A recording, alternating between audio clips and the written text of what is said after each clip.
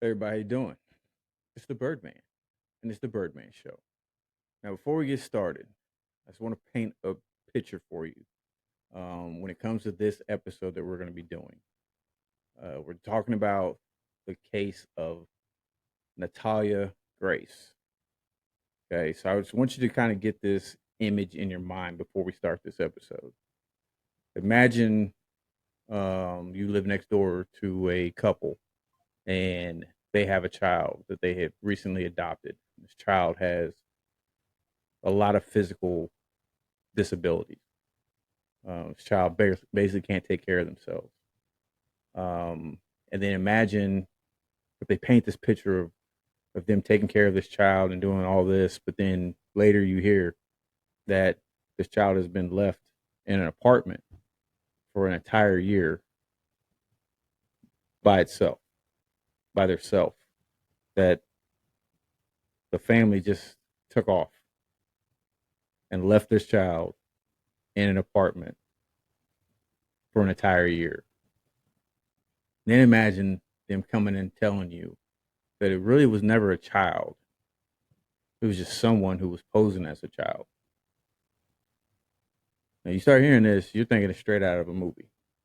Some might even immediately think about the movie The Orphan, because it sounds a lot like how that movie started off. We're going to talk about this case. And in a lot of this, you're going to be thinking, yo, this can't be happening. This could not have happened. But unfortunately, it did.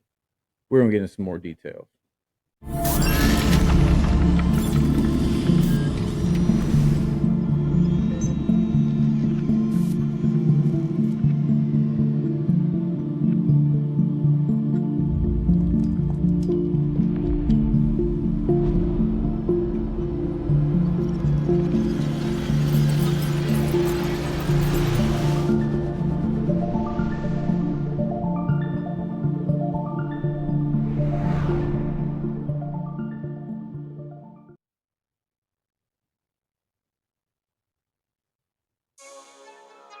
See what happens when a military vet discovers the world of podcasting in an all new.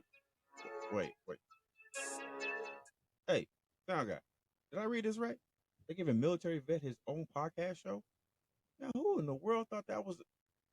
You're still recording, aren't you? Oh, edit that out. See what happens when a military vet discovers the whole new world of podcasting in an all new The Birdman Show. For real, Cletus, edit that out, man. I need his job.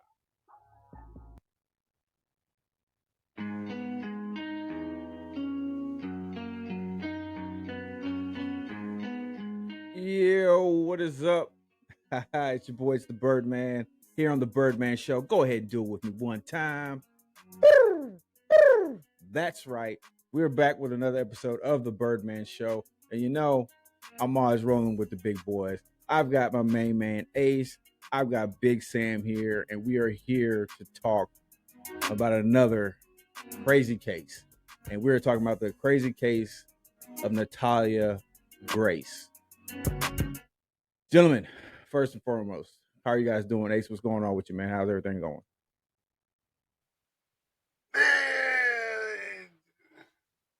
I can't complain. I mean, I could, No but one that's cares, though. not going to get me anywhere. So Right. I'm doing good. You're right. This is a crazy case from beginning to end. It's just insane, and I'm just ready to dive into it. All right. Big Sam, how are you doing? Well, I was gonna say what he was gonna say, or what he said. Excuse me. Oh my goodness. Oh, good God. Yeah. Got a Weird hairball case though, man. Man, I had something. there? That beard. Weird case though, man. I'm kind of curious to like hear what you guys are gonna be speaking about. You know, when it comes to some of it, because I feel like, and with a couple of these that we've done, I feel like some of the information that I'm getting is just really kind of going at it, you know, and it's Yeah. kind of hard to really determine what's the truth of the matter. So, ready to get into it. Yeah, well, what I'm finding out, and what I found out when I did a lot of the research for this, and the thing was, I started off really well with taking notes, and then I stopped because I felt like Big Sam, the information just was, just right there, and it's like you're like, what? Wait, what? Hold up, wait, what's going on here? And so I just stopped and I just started listening. And so there's a lot of different sides in this. Some people are extremely on the adopted parent side. Some people are really on Natalia's side. And there's just I don't know. We're gonna get into that, but before we do that, I gotta tell you this real quick message. The Birdman Show is powered by Riverside.fm. Riverside.fm is the easiest and only way to do a podcast. Well, maybe not the only way to do a podcast, but the only way I'll do a podcast ever again. Riverside has amazing editing tools and an unmatched community of experts that will help you take your podcast to the next level. So if you want to know more about how to get in touch with Riverside, just go to the link in the Tim Birdman Simpson Facebook profile and take flight with your boy, the Birdman, in Riverside, and we'll see you in the clouds. Okay, gentlemen. Good God. Yeah, you went ahead and did the Birdman signal for me. It's almost starting to get kind of like the Batman signal. Hey, both wings, winged creatures.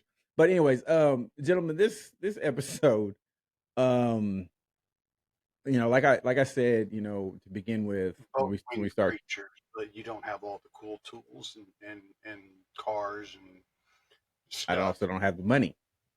I don't care about the tools and the gadgets stuff. I just wanted Bruce Wayne's money. I don't care about the other stuff. Valid. I don't really like Valid. Halloween to begin with. I don't like Halloween to begin with, so I don't want to be dressing up like that every night. So yeah. Anyways, but this episode was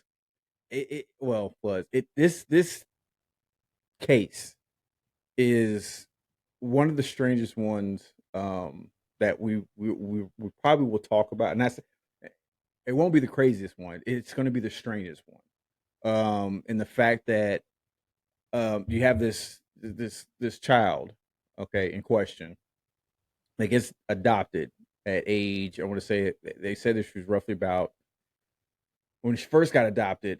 She was roughly about 5. She came to the United States around 5 when she got first adopted out of Ukraine, and stayed with one family, and then that family gave her up. She went to another family, and then that family gave her up, and before she ended up with the Barnetts. So roughly when she got to the Barnett, she was roughly about 7, pretty close to 7 years old. And so you have this child. She had some severe issues. I'm gonna read these off for you real quick. Um, let's see. She was just she was dealing with the diapostry dysplasia. I believe that's how you say it. Trust me, these medical terms. Um, but it's a disease which affects cartilage formation, and it could lead to malformed bones in the neck, spine, ankles, pelvis, knees, arms, and hands. She also had severe sclerosis and a club foot. She also had contractor contractures, something like that. I don't know. Look it up. I don't know. I'm not a medical professional, so I don't know all these terms. But it's a condition that what it is a shortening and hardening of muscles and tendons or tissues, often leading to deformity and uh rigid of joints. Okay. Now, she had a lot of medical issues. Okay, so she was suffering from dwarfism. She had dysplasia. She had sclerosis.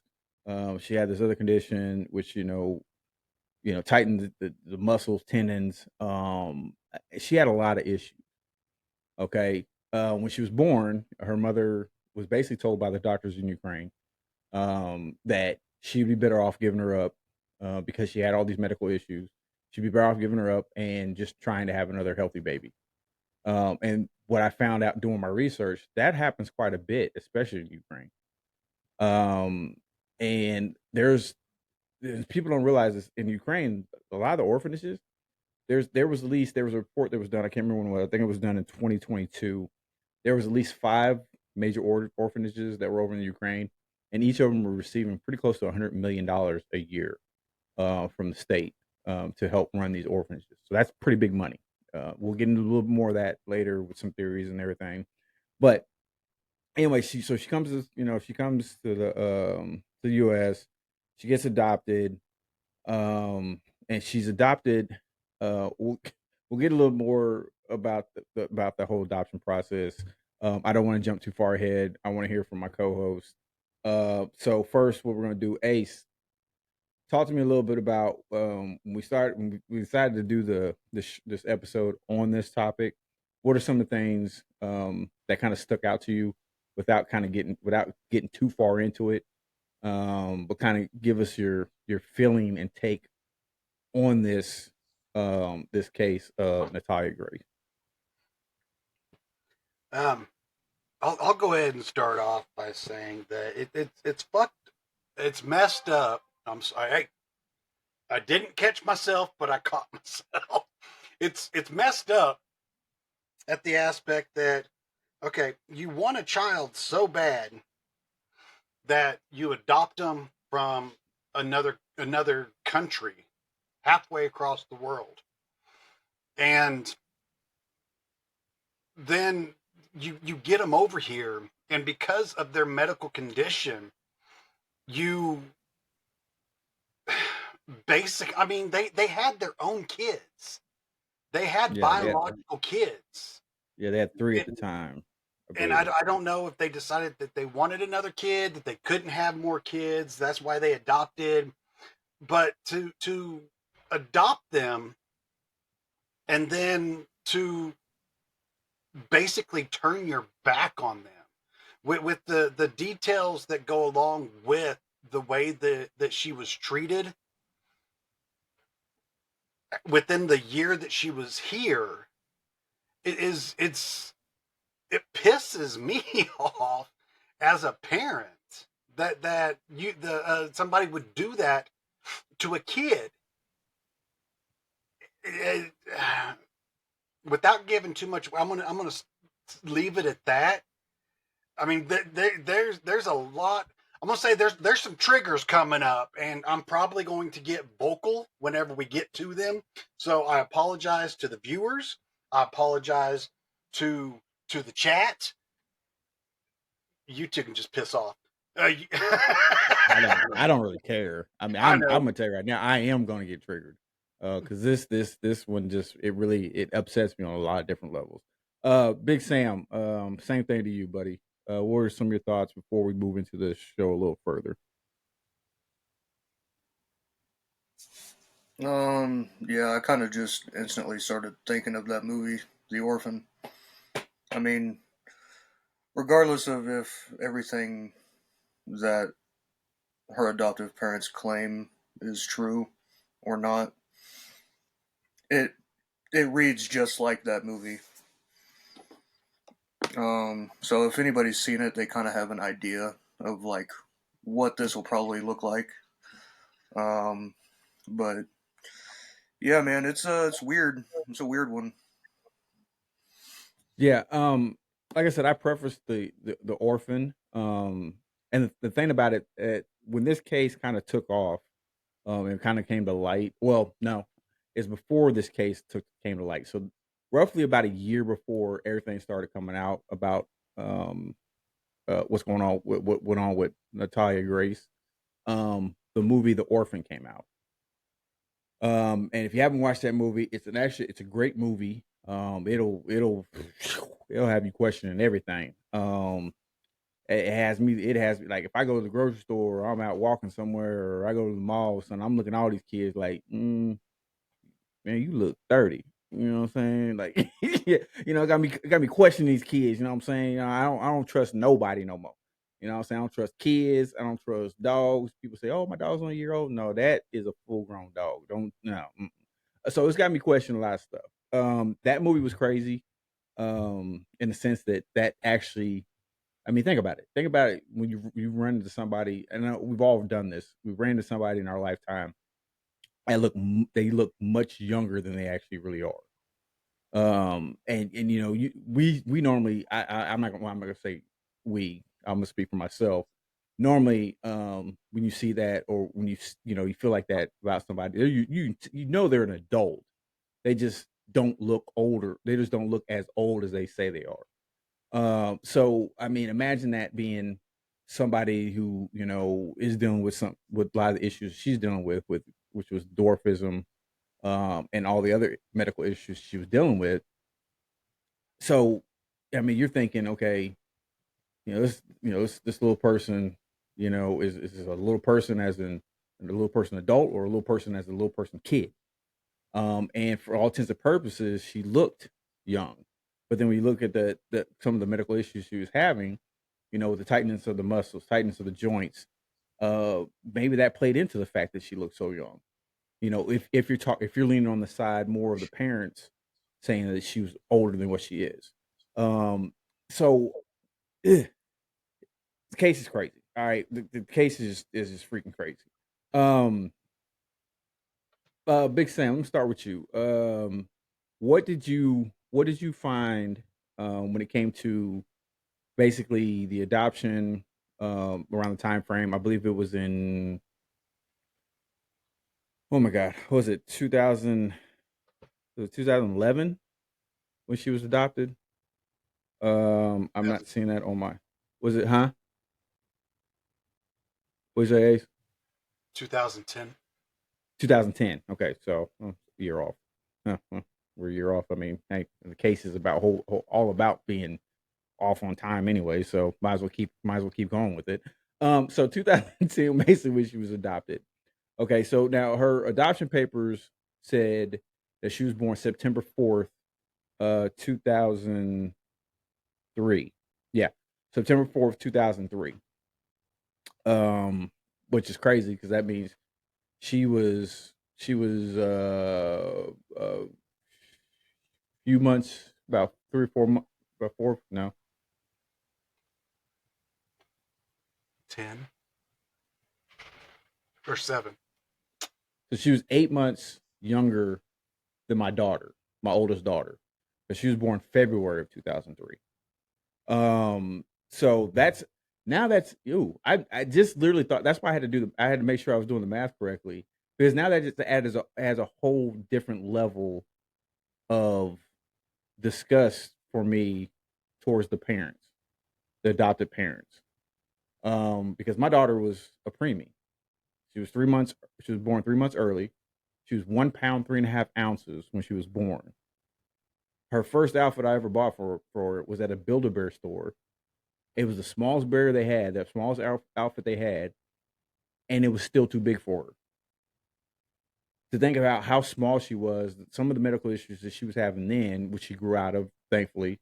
But to think about that, and then think about this child and the things that she went through. Oh Lord. Okay, you know what? Big Sam, talk about some of the things that you came up with, that you're seeing, that you saw when you were doing your research, on this story, and kind of lead us into what's going on here.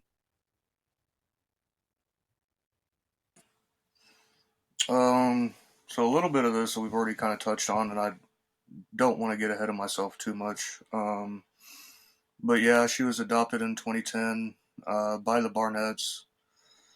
Um, there wasn't a whole lot that I had seen about the adoption. A lot of what I had seen was just kind of what happened afterwards.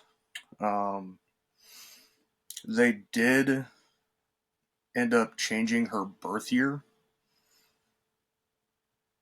Mhm. That was kind of like their first kind of initial thing with like all of this. They changed her birth year from 2003 to 1989, and that was just it just happened. It willy nilly. Like there was no issues or whatever with that apparently. Um, she did end up having a DNA test done through True Diagnostic that said that she was about 20. whenever she had it done. So this was well after the abandonment and all of this stuff. So that's kind of where I'm at now with kind of the early stuff. Like I said, I don't want to jump ahead too much. So Okay. Ace, you have anything to add to that? About the same right now, where we're at right now within the story?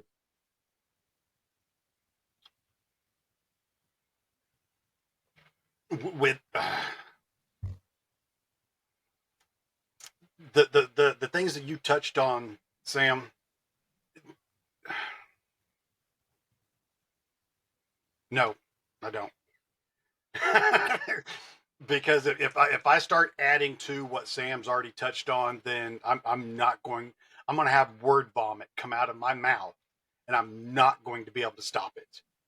Okay, fair enough. So Fair I'm, enough. I'm just going to And I say will say this, Ace. I will say this: the first step to recovery is realizing you have a problem. So I'm very proud of you, sir.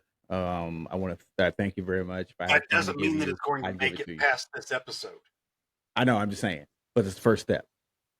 We got to build from that. You're I good, will brother. work Don't on worry. it. We got you, man. Hey, we all big family right here. All right, so check it out. Okay, so let's start diving a little bit more into this. Okay, so like we alluded to, she was adopted in 2010. She was adopted by an American family, and then they abandoned her roughly about 2 years later. Barnett's adopted parents claimed that she was an adult, basically when they got her. Now, some of the things that they said was after they got her, they took her. I think it was to the hotel. Christine was giving her her first bath, giving her their first bath of them giving her as their child, and she claimed that she had pubic hair. Um. So look, I don't know when it comes to medical issues, when it comes to people having diseases, when it comes to people having these type of problems she was having. I don't know much about the development of how that stuff works. I know that some tend to develop faster. That if children with these types of diseases are not on some type of hormonal um, medication that helps control that, they can actually develop as a full adult years before they're actually supposed to. That much I do know. So it could have been one of those things. And, her coming from Ukraine and then, no one actually ever, taking her in medically to get, figured out what she needs and all that stuff. That could have been one of those things that happened. Now, I will say this. If you have not watched the ID special, The Curious Case of Natalia Grace, if you have not watched that, I'm telling you right now, it's a must watch. What I learned from that documentary is I don't believe a word that the Barnetts say when it comes to Natalia. I don't believe a word. Um, I would say the only smart person out of those two, Christine and Michael, was Christine. And the reason why I say that because she only did one interview, and you really haven't heard much from her since. But she did say enough leading up to that makes her look like a complete another idiot as well. But Michael, the father, I wanted to throat punch him every single time he spoke. Every single time. Now that every single time I look, I was looking at this case, doing different research for this, and I saw his face. I really, literally, just wanted to just punch my screen because this guy in this documentary just is just unhinged. Um, and a lot of things that he talks about, and this and that, with the family and everything. I There's nothing credible about him. There's nothing credible about his wife. There is nothing credible about anything that they were talking about. As we'll go through this, talk more about this case. Like we talked about. What was the case that we talked about with what was the last episode we just did? Lord Jesus, we done so many episodes. Last I'm episode we did was Simpsons. okay. Simpsons. So before that we did Andrea Yates.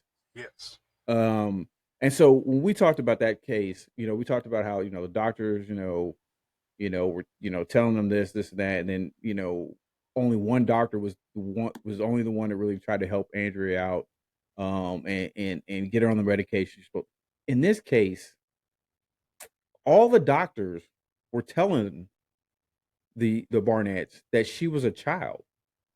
The medical records they did, the when they took her to the dental office, and they did the X-rays, and they said yes, she has the jaw structure, her teeth, is that of a child, and they estimated her between roughly from all the doctors, because it was hard to kind of estimate how old she was, but they knew she was a child. So the estimation of her age was varied between 8 and 11, 11 being the oldest. Now this was over the next couple of years. So they were going through all this, this stuff. Big Sam alluded to the fact they got her age changed. They got her age changed because they used Michael Barnett's primary physician. He was the one that said she was older than what she claimed to be. He was the one that helped them get her age or birth date changed from September 4th of September 4th of 2003 to September 4th, 1989. He was the one that helped him get it changed. And the letter he wrote the judge, well, here's the thing. The letter was typed up. Okay, so the letter was typed up, and to this day has never been verified that the doctor, which is Dr. McLean, his name is Dr. McLean, it's never been verified that he's actually the one who wrote the letter. So that's another thing. And to me, what I don't understand is, if that was the case, why didn't they have that changed back, and why didn't they take them back? Were they prosecuted again? It just there's a lot of stuff that goes on with this case that just really irritates me, mainly because I'm confused about it. I don't like being confused when it comes to stuff like this. This should not be something that's confusing. Some people will say, well, she's from, it's easy to falsify those documents as far as her birth date, and that because she was from the Ukraine, it's easier for them to falsify her medical records. I could say, yeah, but the fact that they tracked down her birth mother, they did a DNA test to confirm it was her birth mother, and she completely and utterly backed up Natalia's story. She was born September 4th, 2003. She has the original birth certificate, and then everything's been confirmed. And then when you look at everything that was not released in the trial, because the judge wanted to keep Natalia's age out of it. And because of that, that's the reason why Michael walked. That's the reason why Christina never got charged and was released, because they kept her age out of it.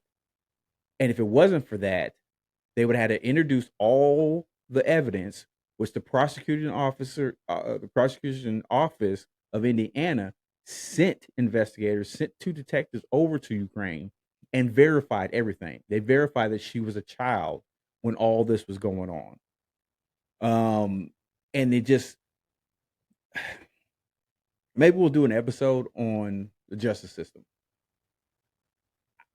Every single time we do an episode and it has to do with something with the justice system, I lose a little bit more faith in the justice system.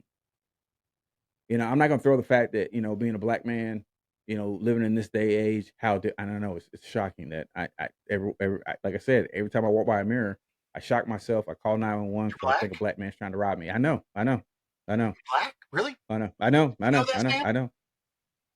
I know. Sam didn't know that because Wow. everybody thinks Sam's my kid. So, I mean, it is what it is. But it's it's it's hard. It's hard to, you know what I'm saying? I have friends who are cops, you know, and I will say this, you know, to the end of time. There are bad cops. There are a lot, and unfortunately, there's probably a lot more bad cops than there are good cops. But people have to understand, just because they wear that uniform doesn't automatically make them a great person. If they're a complete jerk or whatever they were before they put that uniform on, they're pretty much are the same person with that uniform. They just have more power, or presumed more power. They presume to think they have more power. Um, because I dealt with the same thing when I was in the military. Don't think just because we put that military uniform on, we're automatically these upstanding Captain America individuals, you know, out there, you know, defending the freedom and all this. There's a lot of different people that wear these uniforms. Okay. And this oh Lord Jesus. I gotta stop. I gotta stop. Okay, so Ace. Okay, here's what we're gonna do. We're gonna take a quick commercial break. All right, because I I know I can see Big Sam is barely able to contain himself. But we're we're gonna take a quick commercial break, so that way we can gather our thoughts, and compose ourselves. And when we come back, Ace, what I want you to do is, I'm gonna give you that opportunity to go ahead and lean into the story and get us really more in depth into what's going on here. And we'll be right back with more of the Birdman Show.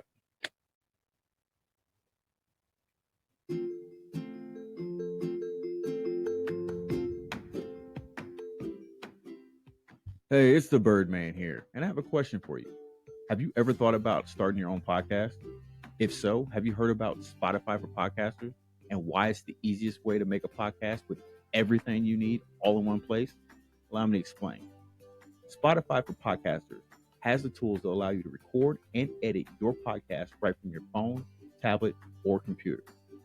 And when hosting on Spotify for podcasters, you can distribute your podcast on listening platforms like Spotify, Apple Podcasts, Google Podcasts, and many more. It's really everything you need to make a podcast all in one place. And the best thing about it, it's totally free. So what are you waiting for? Go to podcasters.spotify.com to get started. And just tell them a little birdie told you. A Birdman, that is.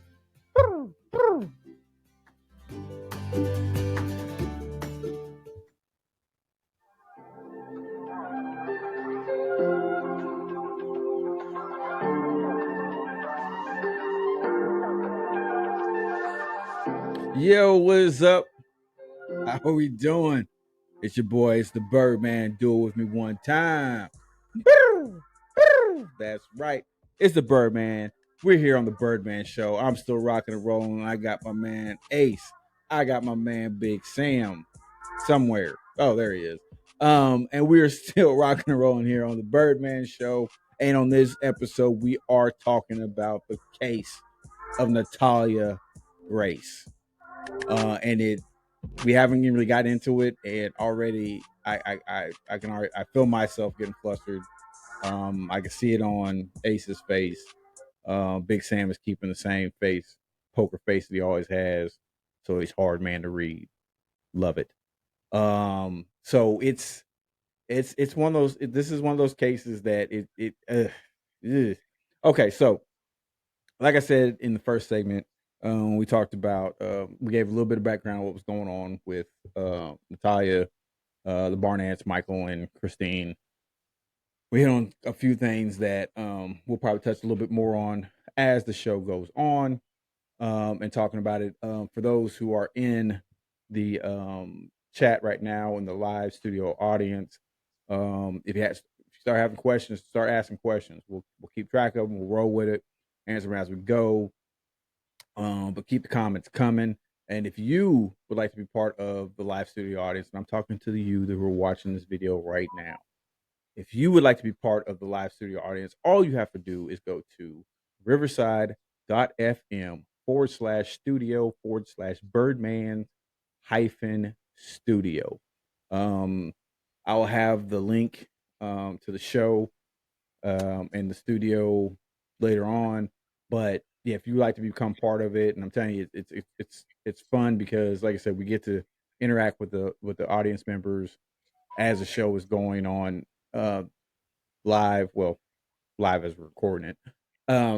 We get to interact with people there, and it's fun. It's good because sometimes they make a comment that sparks an idea off in our heads, and we go and we roll with it. So definitely, if you want to join us and become a live studio member, definitely go to riverside.fm/studio/Birdman's hyphen studio. Okay, gentlemen, let's get a little bit more into this. Okay, so Ace, before I turn it over to you, the first one of the things I want to say is now I don't have the actual dates for this, but Natalia actually was adopted. She was adopted by two other families before she was adopted by the Barnetts. Now I didn't get it. I didn't get the names for the first two families.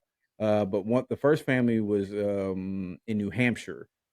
And one of the reasons why they said that they gave her up for adoption, or was said she was given up for adoption, was because Natalia and one of the sons, because they had two boys, were play fighting. They were basically wrestling, which is still kind of funny to me, as far as if she was having all these physical issues and she was wrestling with one of the boys. Anyways, um, said they were wrestling, and then that Natalia had fell on the boy, and she fell on him in a way that when he fell, he landed on his arm and almost broke his arm.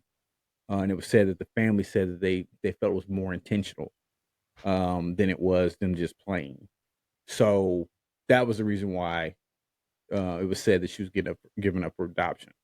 Now the second family, which I never got where they were located at, but it was said that they picked up Natalia, um, and it was said that they just felt that there was like an evil presence around her, and even so much so that the father is reportedly saying that he could feel evil, he could tell when there was evil, and he said that he just felt that there was something evil about this child.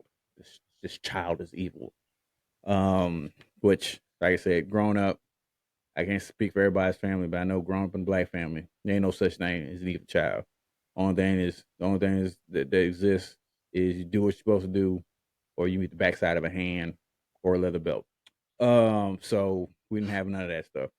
Anyways, I just wanted to give that little background information. Ace, why don't you help us get a little bit more background information, share what you have, and then we're going to try to make some sense of this case and hopefully make some sense of what you're talking about. Natalia was first adopted in New Hampshire by Diane and Gary Saccone, who didn't speak in either documentary about the incident. Her first adopted family may have been more significant than previously thought. So that's who adopted her in New Hampshire. So you gotta love the power of the interwebs. Oh yeah.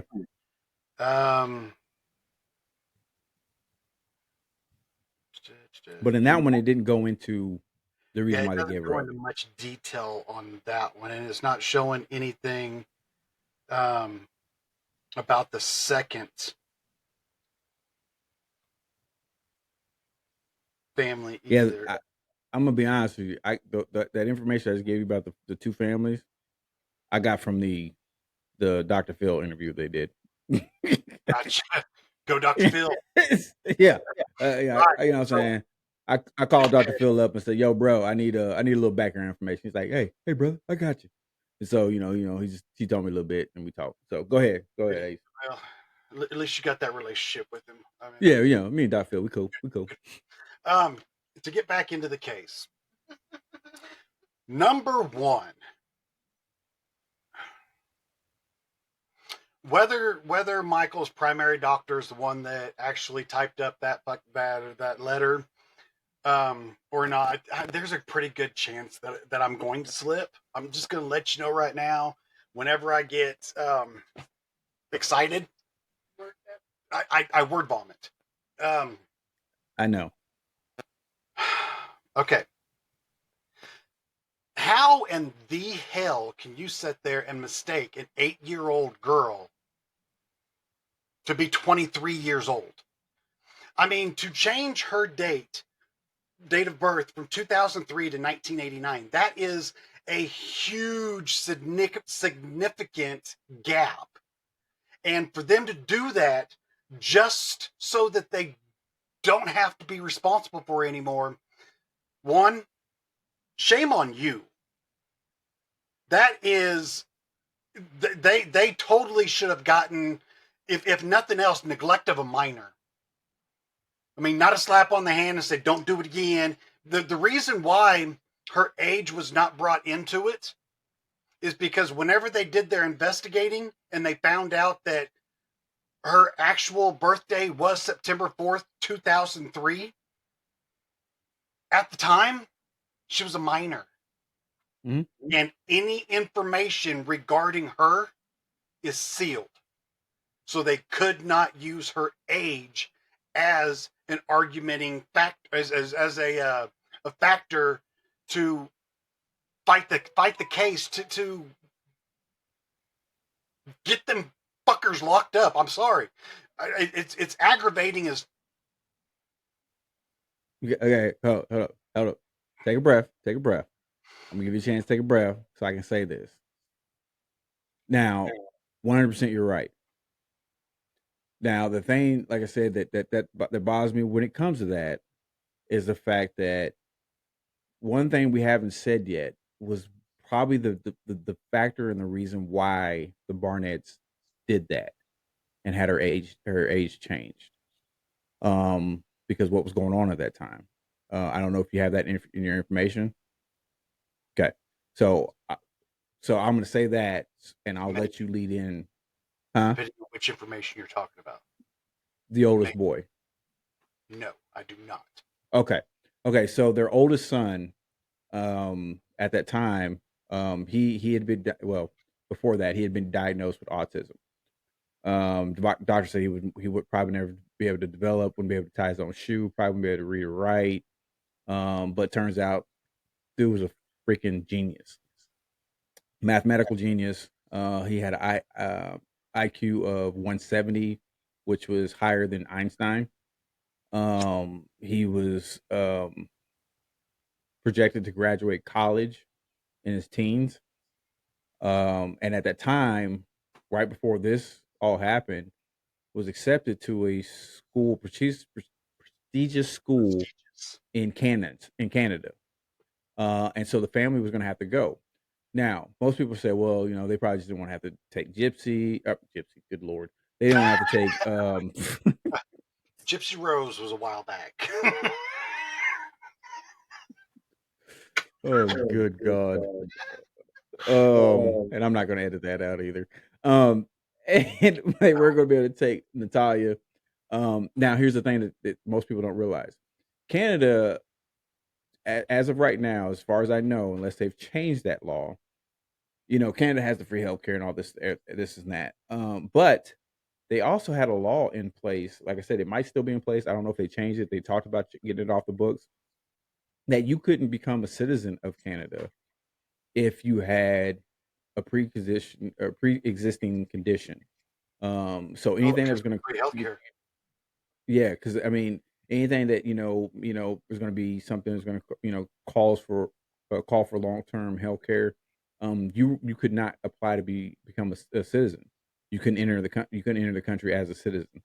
And a lot of people, they talked about Canada.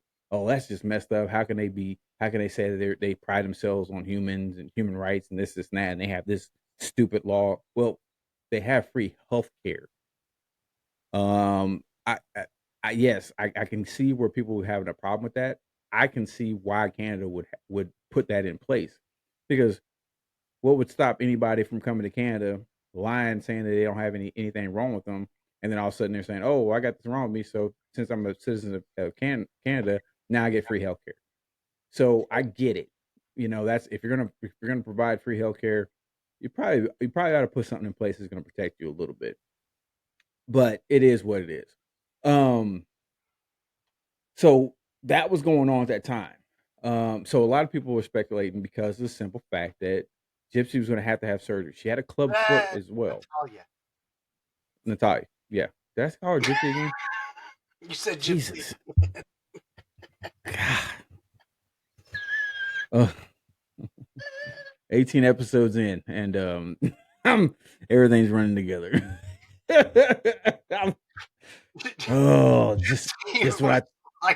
Just when I thought I was out, they pulled me back in. Natalia, Gypsy is doing well as far as I know. I'm sorry, Gypsy. Then I'll keep bringing you back in. But anyways, Natalia was going to have surgeries. She had a club foot. That's one thing I didn't mention because of her joints and everything.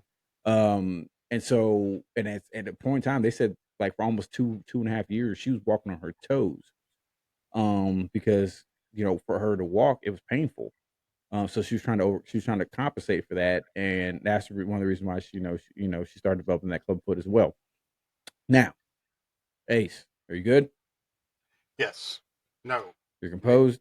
I don't know. We'll find out. Okay. All right. Well, I try to give you a little breath there, so that way you can come right back in and run with it. All right. So you're on. Let's go. My biggest thing is I do not understand why the age was inadmissible, considering that was one of the things that they had changed to be able to do what they were doing. But whatever. The thing of it is if she was born in 2000 or 1989, her mother would have been 10 years old whenever she gave birth to her, because she was born in 79. Mm-hmm. That was one of the things, because I mean they had her mother provide her birth certificate showing what her birth date was. They did a DNA test, seen Natalia's birth certificate where she was born in 2003. The DNA test matched, and that proved that she'd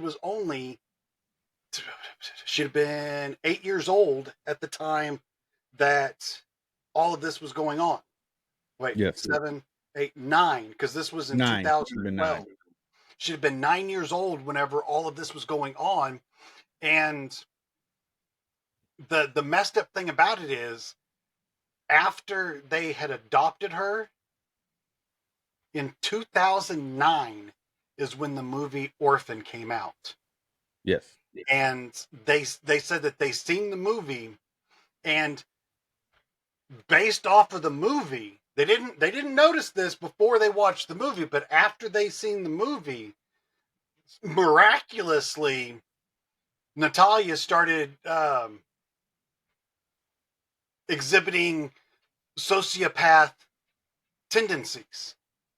So she is got this condition now that could snap at any time and become like the lady on the Orphan, and that was the basis on them nullifying the adoption.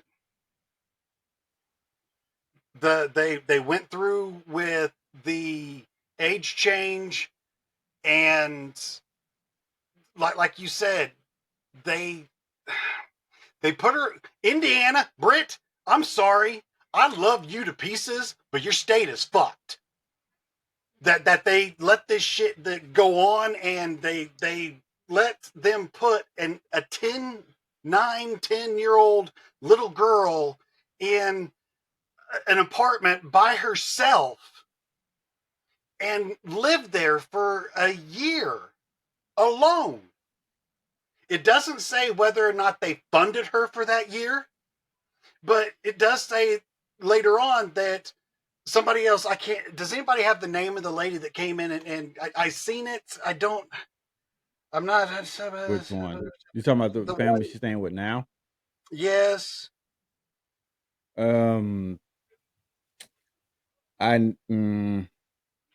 it's the It same does, family that went with her on the Dr. Phil interview. yeah, it It's doesn't look like a black gentleman and a white lady. but Um, they have, I think they have 4 kids now. but she noticed Uh, that Cynthia and Antoine, Natalia man. yeah, it's Cynthia and Antoine, Antoine Mann. okay, Cynthia and Anton one man. They noticed that she was struggling, so they took her in. Hmm. And they're the ones that went through all of the tedious bullshit to justify her age. Which I And still don't understand is because even after that, like I said, one doctor was able to her age changed. and then it took Um, a but they never looked at the medical records where all the other doctors were saying that she was a child. exactly. The prosecution office, like I said earlier, they had all the evidence saying that she was a child, but because the judge said that he was not going to allow the age to come into a factor during the trial, they could not present any of that evidence. And they at that point they should have submitted a motion for change of venue. They should have done a lot. There's a lot of Yeah, things they should have done. because Um, if the judge was not going to allow the age of the child to be admitted as evidence, that then right what was the point there, even going to court? What was the point? right, What was the point even having the hearing? What was the point of exactly. even charging them with anything if you're not? Because if she's 22 at the time with that they're saying, what was the point in even charging them?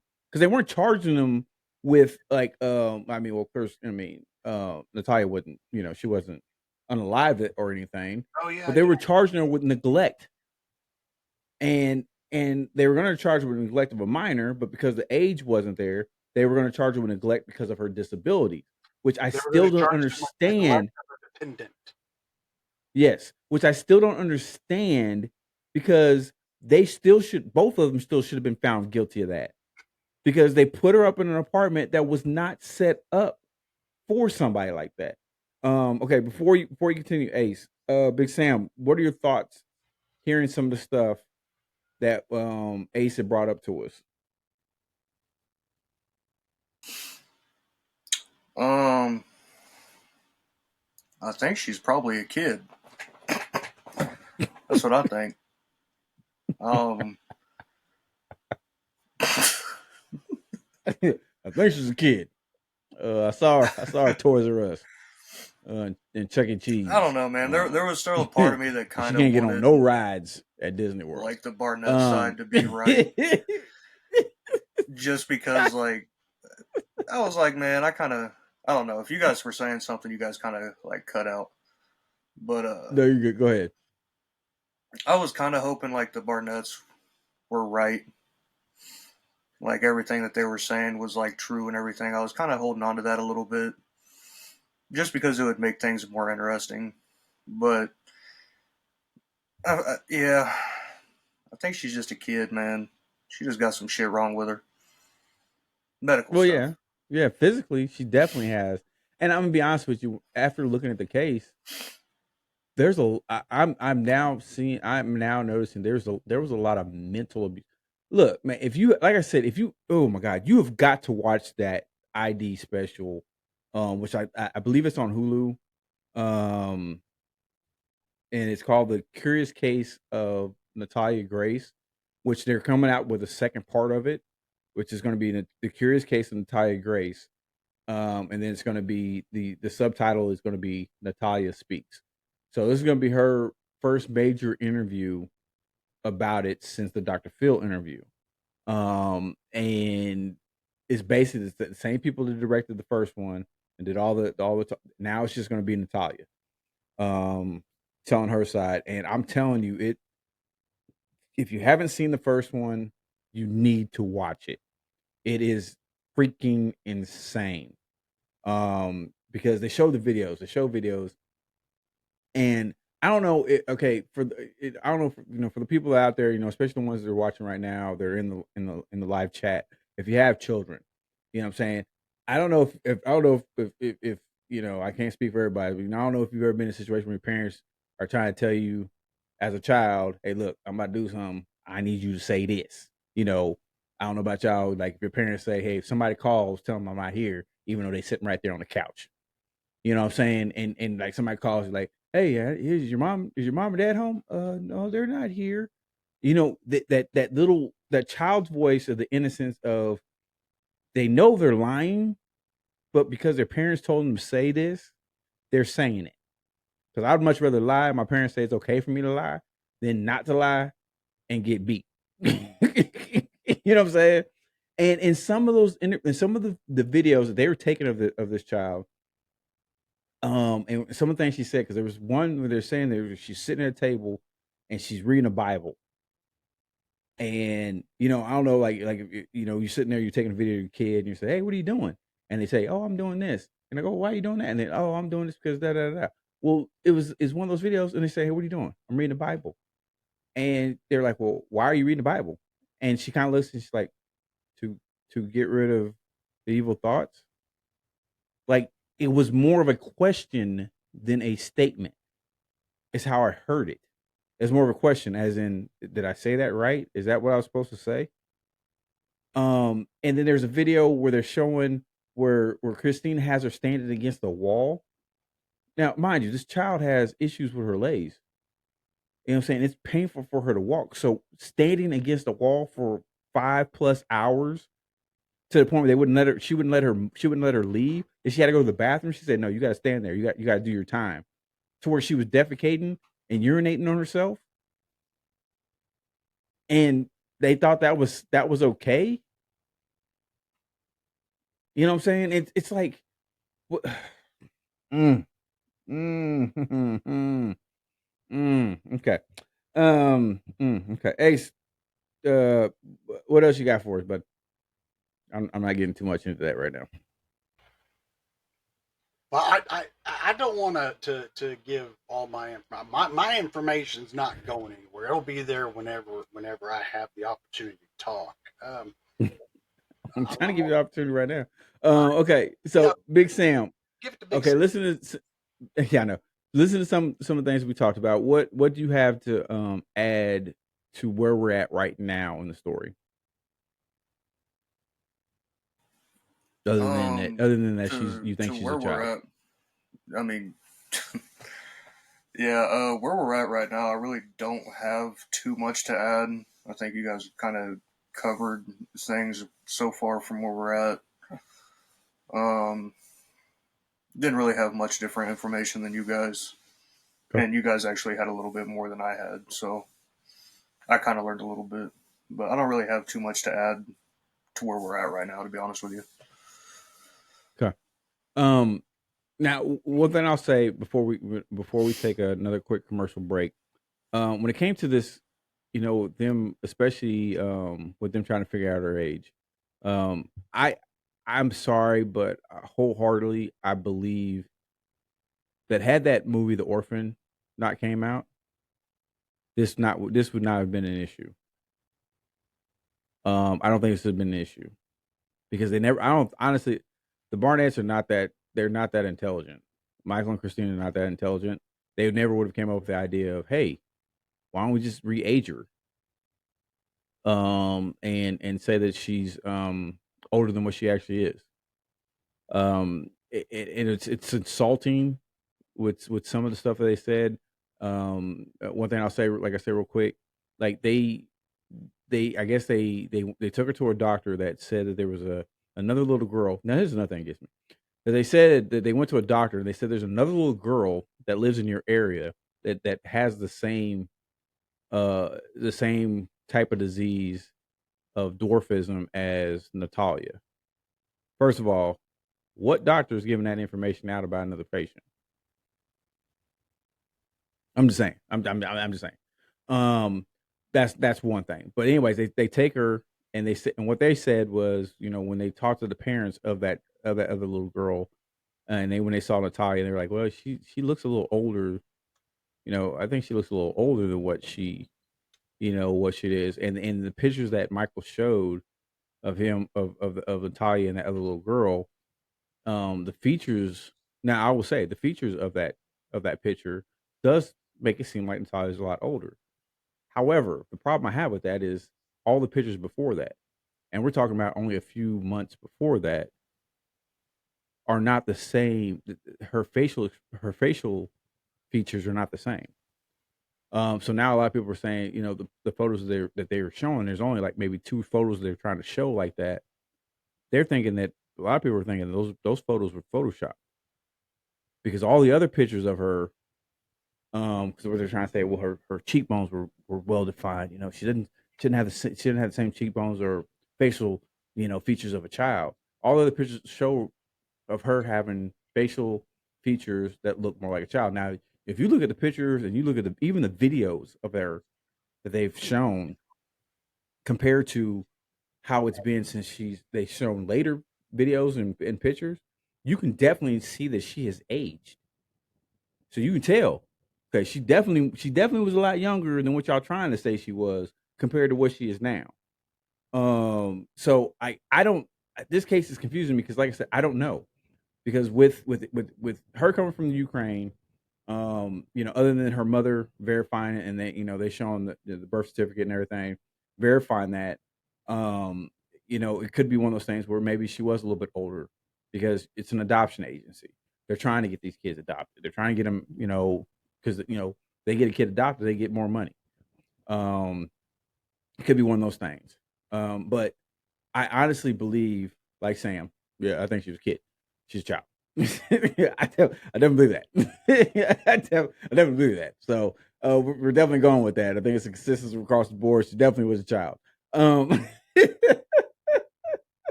But oh my god, I don't know. Okay, look, here's what we're gonna do. We're gonna take another quick commercial break. And when we get back, we're gonna talk a little bit more. There's something I want to present to you guys that I want to ask a question on. So we're gonna take this quick commercial break, and we'll be right back with more of the Birdman Show.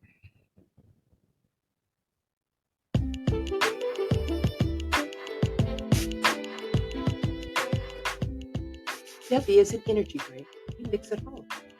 Debbie is formulated to give you focus and energy with no jitters or crash. Their formula contains vitamins, amino acids, and neurotropics, including active neurofactors. No calories, no sugar, no fillers, no artificial colors. So if you need something to give you the energy to take on the world, Debbie Energy is what you need.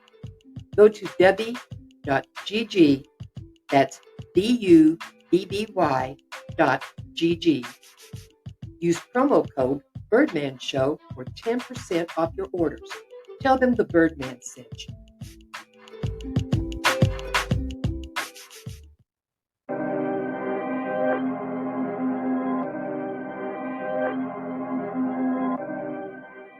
Yeah.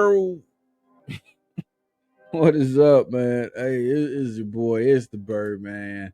It's the Birdman Show. Go ahead and do it with me one time. That is right. It is the Birdman Show. And I'm still here rocking and rolling. I've got my co-host. I've got Big Sam. I've got Ace. And we're still rocking and rolling. We're talking about the case of Natalia Grace. I had some serious mental lapses last segment, and I kept calling Natalia a gypsy. It's probably because I was rewatching the Gypsy Road. Well, I had watched it before the act. It was on before, but then I actually was able to watch the entire thing. And so I was watching that, and so we had finished it up. I think it was last night we finished it up. And so I think that last part was kind of etched in my brain, so that's why I kept going back to Gypsy. So I apologize to Gypsy. I apologize to Natalia because this is all about you, Natalia. Okay, we're trying to get justice for Natalia. Well, we are back here with the Birdman Show. Now, one thing I wanted to talk to you guys about. I wanted to bring this up. Make sure we brought this up because my lovely assistant here had wrote something down that reminded me of something that I was going to say. There's a lot of problems with this story from start to finish on the Barnett side. One of the things that Michael had mentioned in one of the interviews was that they had received a call from an adoption agency in Florida. I can't remember what the name of it was. Uh, I, if I see it, I definitely remember it. I got somebody looking up for it right now. But they got a call from an adoption agency in Florida. After because originally they were supposed to be adopting a child in was it Haiti? I think it was Haiti. Was it Haiti that they were supposed to be adopting a child?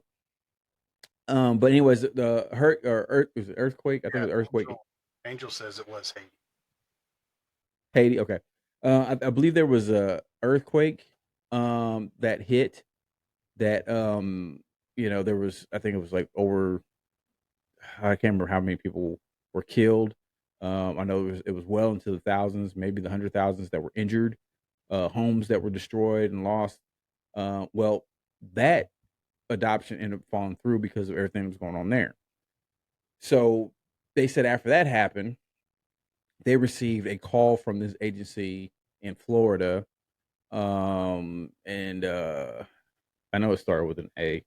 I just can't remember the name of it. But anyways, they get a call from them saying that they had researched the Barnetts. They knew about them, and they knew about their foundation because Christine had started a foundation in the name of her oldest son Jacob, the one with autism. I think it was called Jacob's Place. I think something. It was Jacob something, but to help children with autism to hopefully find their way, find their niche, find their gifts, and help them out. And so they thought that they would be the perfect family for Natalia. Now the problem with that is that adoption agencies don't do cold calls. They don't just call you up. They're not just out there researching people for adoptions. Now, the other problem with this is that adoption agency came out and said, we never called them. And we didn't have anything. Yeah, it was good. It was Good Shepherd Adoptions in Florida. And that adoption agency they've been in business since 1980. Okay. And they came out and said, they released a statement saying, we never called the Barnetts about Natalia. And in fact, we didn't have anything to do with the adoption of Natalia. So that raises a lot of questions too, as far as how in the world did they get in touch and how did they get Natalia? Because they had to go and get this child, but the adoption agency they said they used was not the one. They came out and already said, hey, we didn't have nothing to do with that. So I don't know why he's saying we did this is that. We definitely did not call him because that's not what we do. That's not what any adoption agency does. So now, as far as I know, talking to a friend of mine who has adopted before, what they did was they put their name on a list, and which with that list, it went out to adoption agencies, as they were a family looking forward to adopt a child. Where it was boy, girl, this is that age, whatever. And then if they met the criteria of the adoption agency, that adoption agency would reach out and say, hey, your name was on our list. Here's what we got. Are you interested? But Michael said that they were called. They didn't have any information on her. What's up?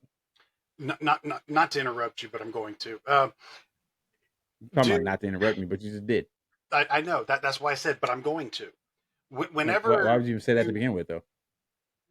Because that's my way of apologizing. Why? It's like, shut up. I'm going to interrupt you. Are you done scuffing over there? Not really. I didn't think so. I can keep going. Whenever it comes to adoption agencies in the United States, you have to have an agent. Yes.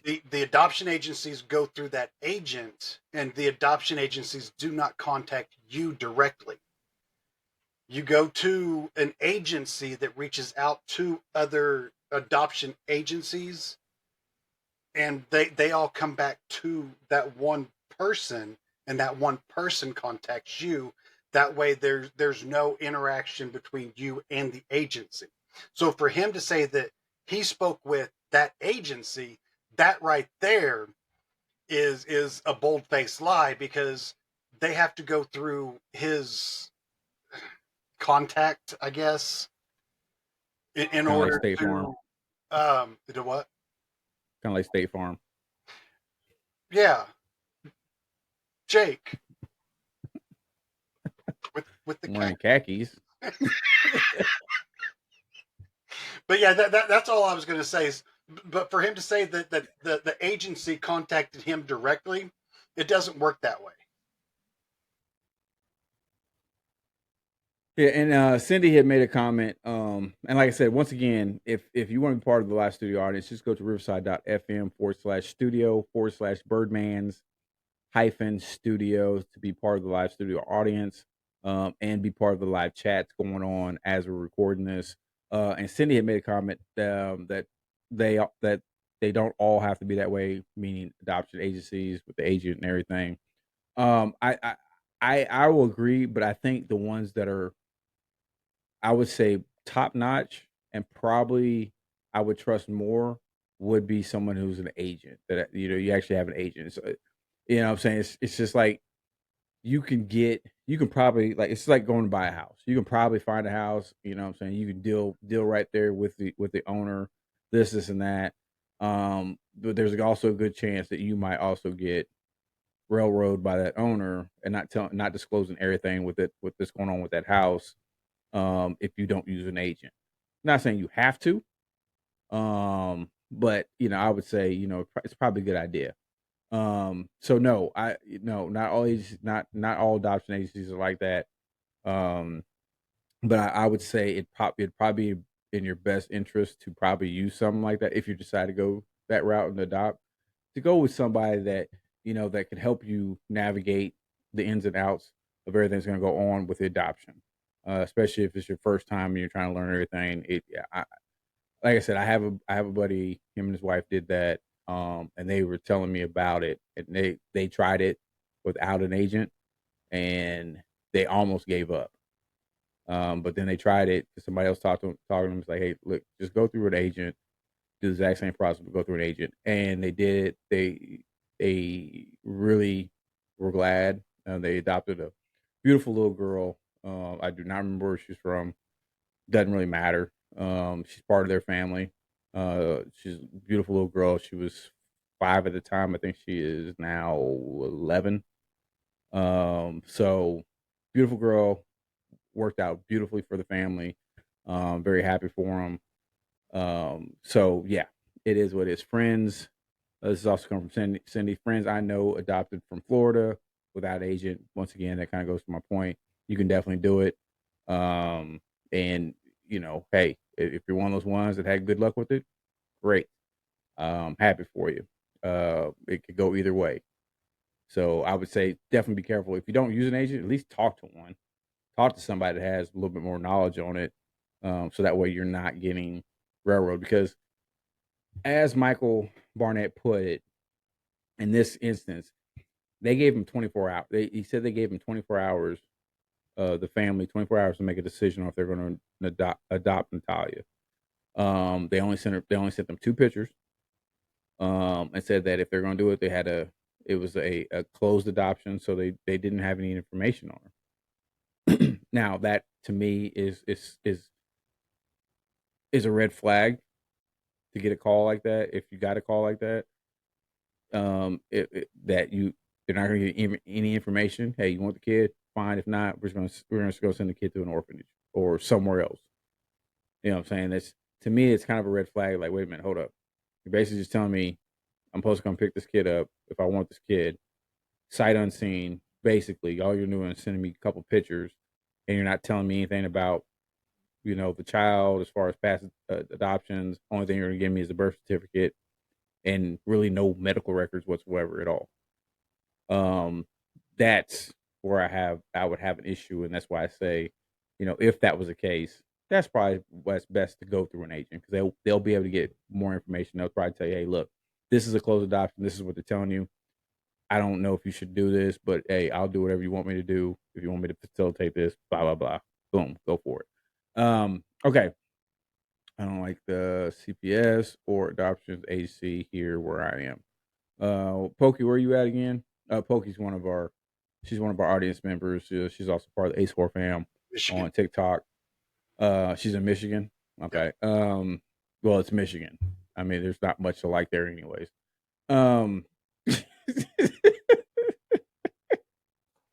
Except for the Wolverines, and that's just this year. I mean, No, I mean, not even got that. lucky I mean, this not year. even that. There was so much controversy with that. I mean, whatever. That's why he left and went to he went to the Chargers. But oh god, got me choked up there, buddy. So okay, so we're talking about, like I said, once again, we're talking about the case of Natalia Grace. There's a lot of things that you really start to question. One thing that I don't think is really in question is the fact that Natalia was a child when all this was going on. Now you can speculate whether she was 8, you can speculate whether she was 9. The consensus is she was anywhere between 9 and 11 years old. When the Barnetts basically, and mainly Christine, got her an apartment, put her in that apartment while the family left to go live in Canada with their 3 boys. Also during this time, they took trips to Europe. They were taking trips all over the place, and they were taking all these pictures.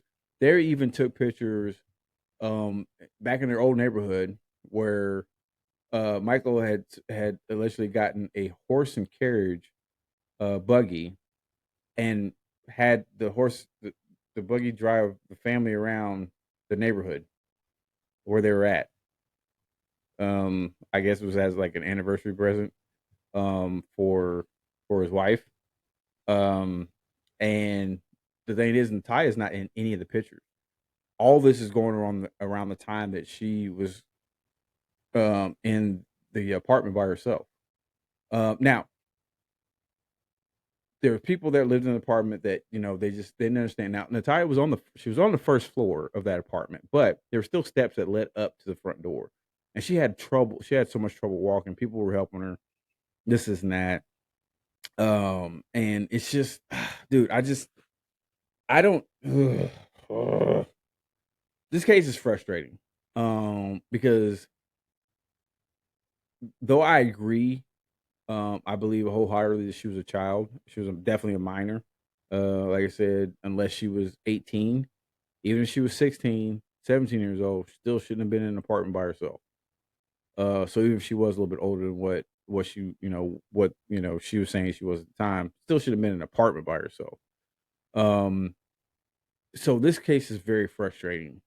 Because the simple fact is, there's a lot of medical evidence that proves that she was a minor, and you can't. It's hard to refute that. You can't look past that.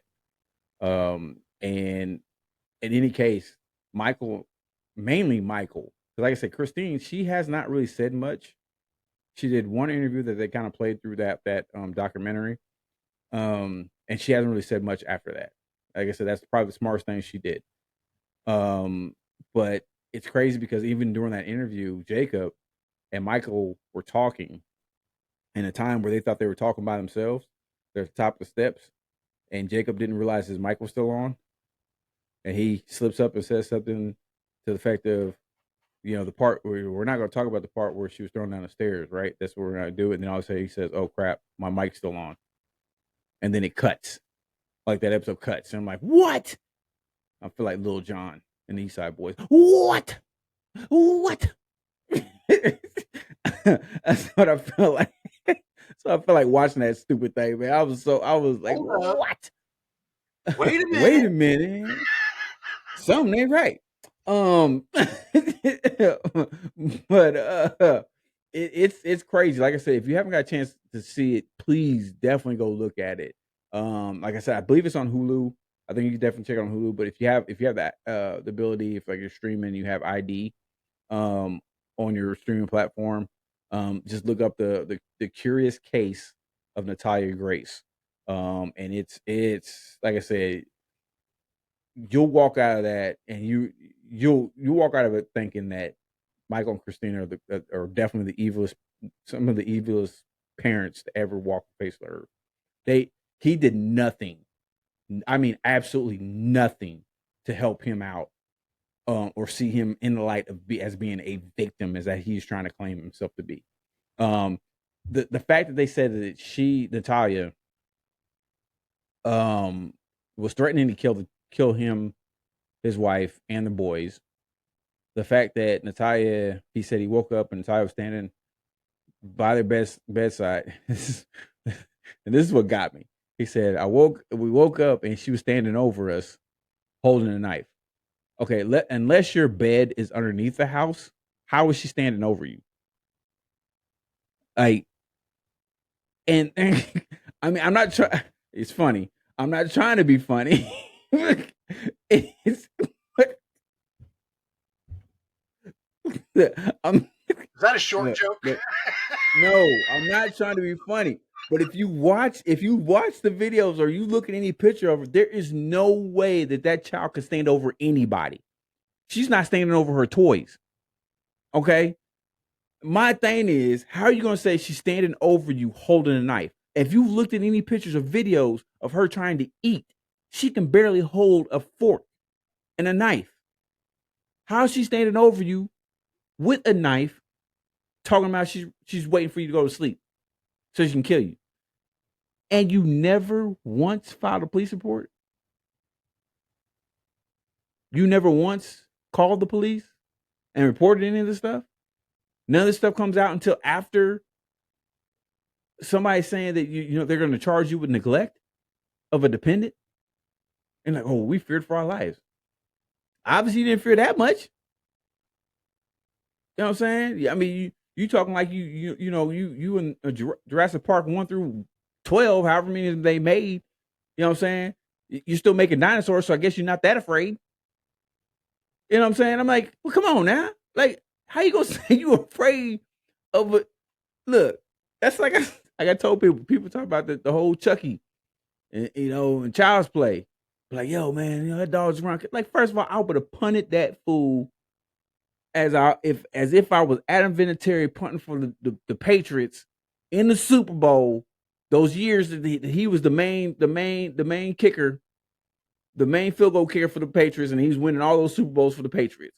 I'd have been like Adam Vinatieri, saying in my prime, kicking field goals, winning Super Bowls. I'd have kicked that sucker across the freaking state. Standing over my if I woke up and that fool standing over my bed, I'd have woke up immediately and said, boop, boop. She'd have been out. Hey, she'd have been out the window. I'm not playing. I ain't playing around with that. I ain't playing around. I ain't playing around with that. If you're gonna threaten me, they trust and believe I'm coming with it. Now, I'm not saying I mean, no. I'm just saying, I'm not gonna feel threatened in my own house. That's what I'm saying. I'm not gonna feel threatened in my own house. If that's the case, first thing I'm gonna do is I'm filing reports. That way it's on paper.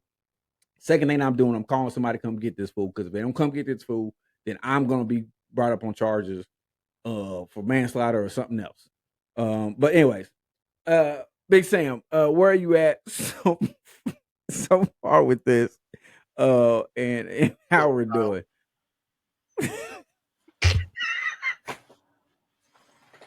I don't know, man. I don't know what you was just talking about. I'm talking about Adam Vinatieri, man, and Chucky. Hey, man, I'm saying I'd have put my field goal kicker shoes on, man. That's what I'm saying. Call me messy, cause I'm kicking field goal, kicking goals. This for I'm running around, rip my shirt off. Go! Wait, Brett. I know it's not football, but four is what you say in golf. Goal is what you say in football. What are you trying to say here, Brett? I think she was going to a golf reference. She I'm was sorry, she Sam. was It's a doing a golf golf word. reference. Yeah.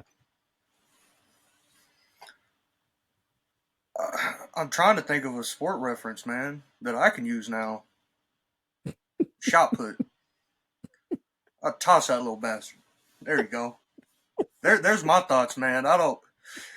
You went off on Adam Vinatieri and Chucky, man. I was just like, huh? I would want to see that.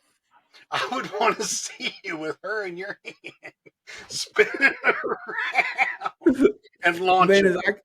as soon as Are he you said it, I started visualizing that? imagining it. Hey, man, I'm throwing that kid at least 25 feet. Like I imagine the scene from Austin Powers International Spy when he's in the room with Mini Me, and they said they're bringing him in as a he's defecting, and him and Austin Powers and Mini Me have that fight scene and everything. That's what I'm imagining. You know what I'm saying? I'm grabbing her, throwing her in the refrigerator. I'm slamming her head against the refrigerator. I'm freaking tossing her against the wall. I mean, I'm like, yo, you gonna stand over me with a knife? Pimping? What? Huh? I'm still trying to visualize that. I mean, if I'm not mistaken, she is 3'2", Sure. something like that. She's small. Yeah, she's small. I mean, How do they? like I Do said, they sleep on the floor? that's what I'm saying. Unless your bed was underneath the house, how is this child standing over you with a knife? That is not believable whatsoever.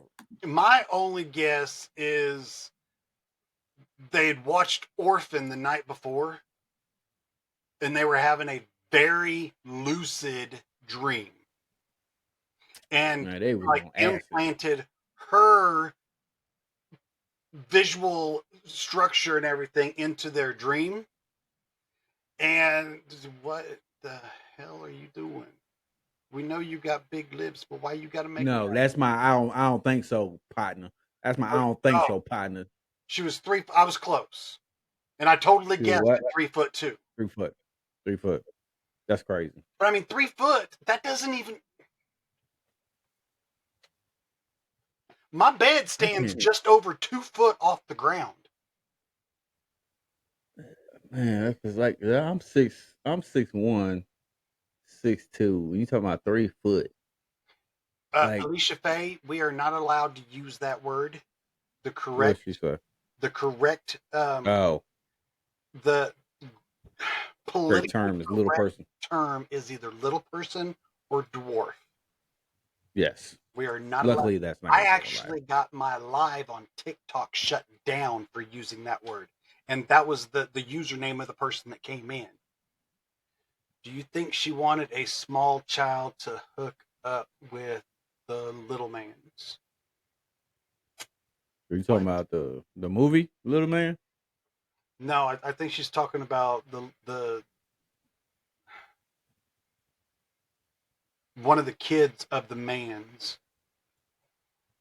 She wore stilts. I'm telling you, it sounds. No, I don't know about that. Christine, the car. What? Christine Barnett. Yeah, about it. Those text messages to the little man. Was she's watching the series right now.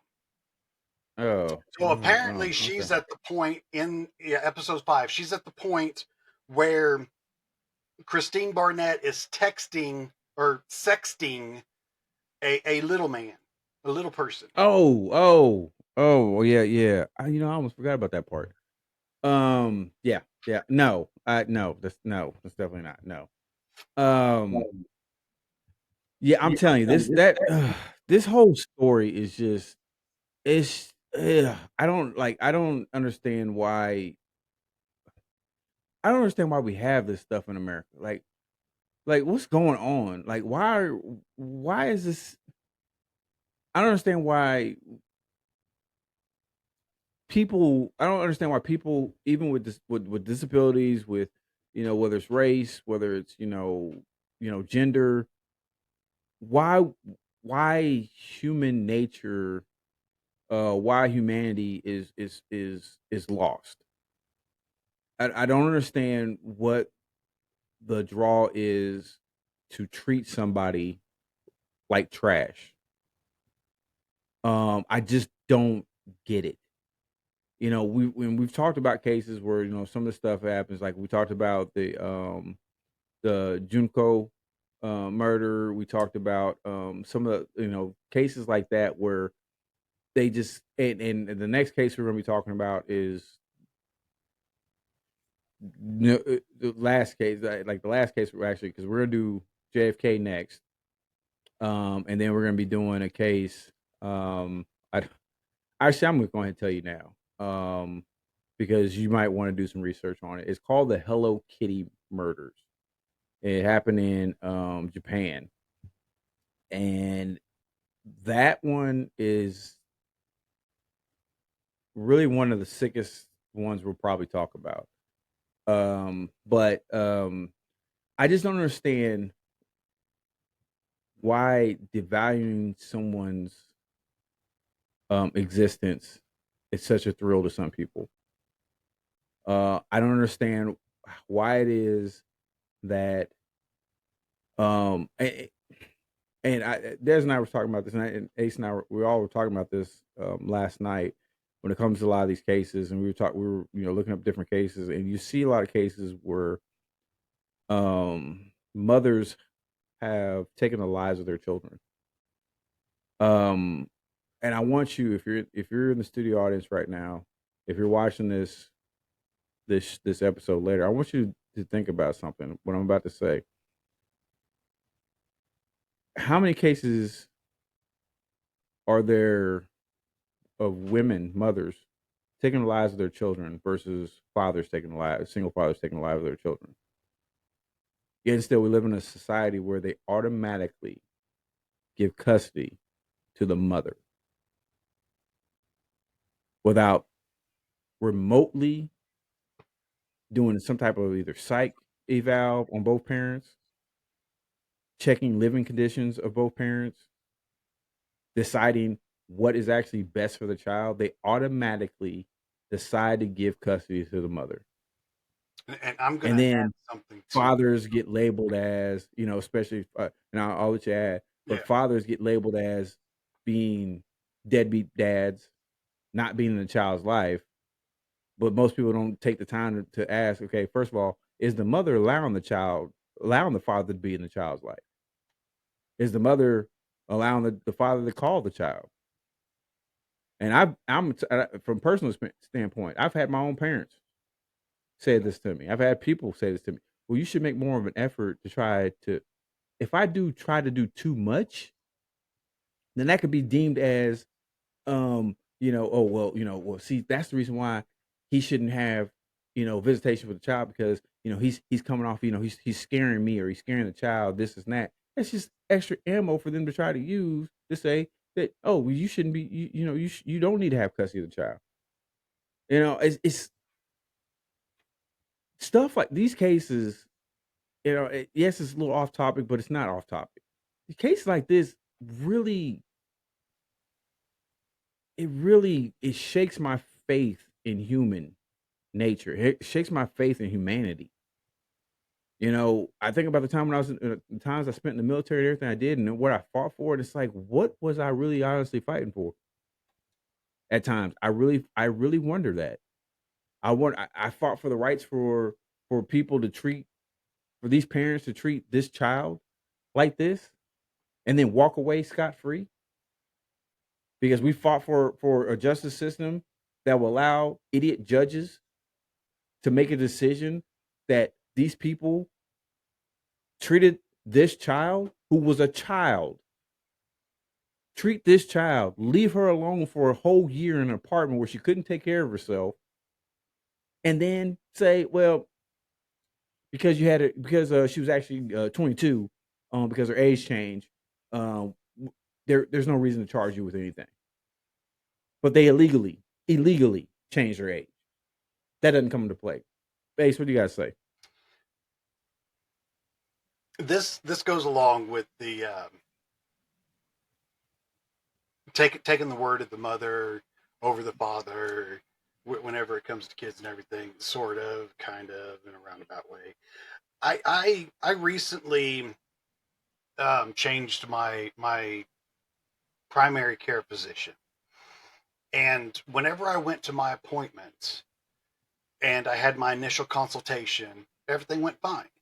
And then we go to one of her appointments, and they always have a list of questions that they ask. One of the questions that always gets me is, do you feel safe at home? No. But Oh, sorry. let me ask this question. How many times have any of us been asked that question whenever we go see a doctor? I will say I get asked all the time, but that's because I deal with the VA. Outside of your PTSD. Yeah, well, no, I mean even my regular physician, because Des has gone with me before, and the doctors they ask me that. Now, other regular doctors, no, I don't get asked that question. The VA, I would say, well, this VA, the ones that I've dealt with, they ask me that almost every single time I go to a visit. They Well, always ask me that. because of your background and Yes. what you've gone through and everything, Yeah. they ask you at a VA hospital because that is considered Yeah. a specialty hospital, Yes. and 100. they have to ask you because, do you feel safe at home? Not necessarily because of Des, but because of yourself. But whenever they ask a female that question, if the guy makes a joke, it's not good, because they look at us and say, I really need you to answer this question. Or they ask you to step outside. Yeah, but I personally have never been asked that question. Mm.